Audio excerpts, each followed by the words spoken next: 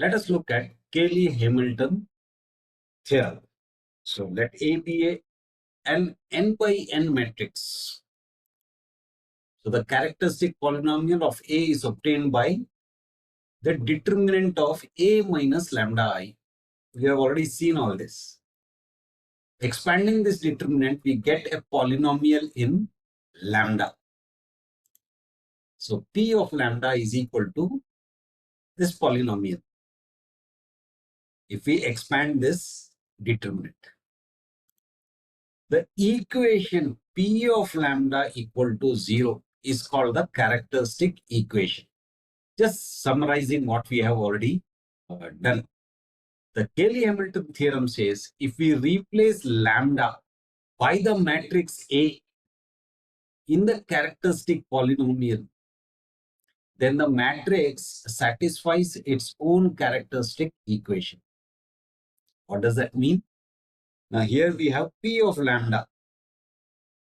Now instead of lambda, let's say P of A. That means wherever lambda is there, we replace it with the matrix A. Then we will get the zero matrix. So let's look at an example.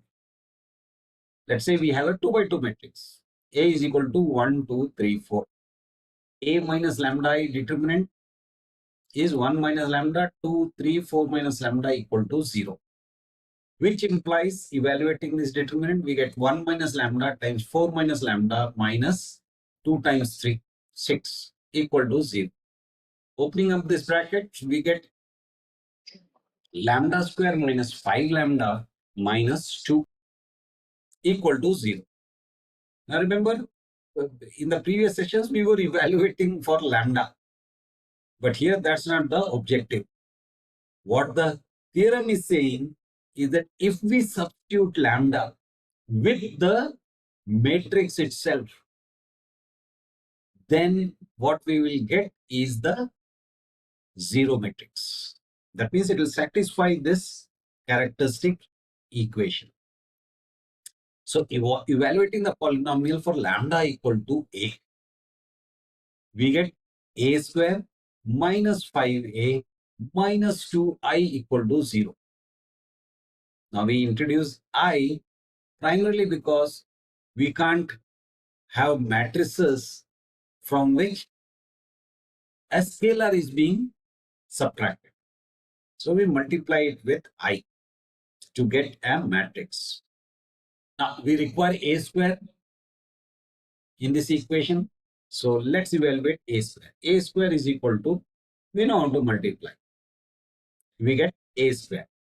Now let's evaluate the whole expression. A square minus 5A minus 2I.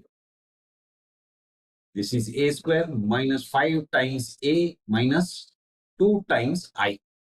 Simplifying it, 5, we take it inside.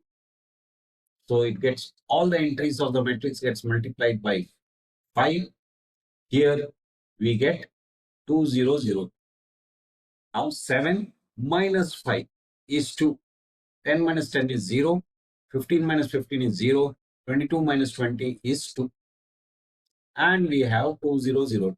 So subtracting these two, we get the zero matrix. So which implies that A square minus 5A minus 2I is equal to the zero matrix.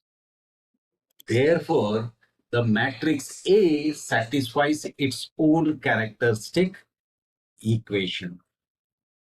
Now let's look at it using a 3 by 3 matrix. Starting with this matrix A, the characteristic equation. Now we have to evaluate this determinant. We know how to do this. 1 minus lambda times 2 minus lambda times 3 minus lambda times minus 1 times 0. So we know how to do that. What we'll end up with is lambda cube minus 6 lambda square plus 7 lambda plus 2 equal to 0. We evaluate the characteristic polynomial at A. So lambda equal to A we have to do. So A cube minus 6A square plus 7A plus 2 I is equal to O. That is a zero matrix. Now, we need A cube and A square. So, A square we evaluate. A cube we evaluate by taking A square times A.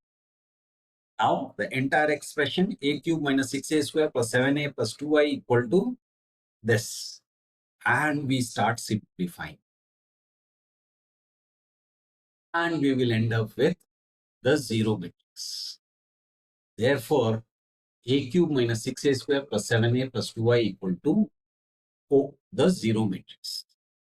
That means that the matrix A satisfies its own characteristic equation. So that was a demonstration of Cayley-Hamilton theorem. That's it for now.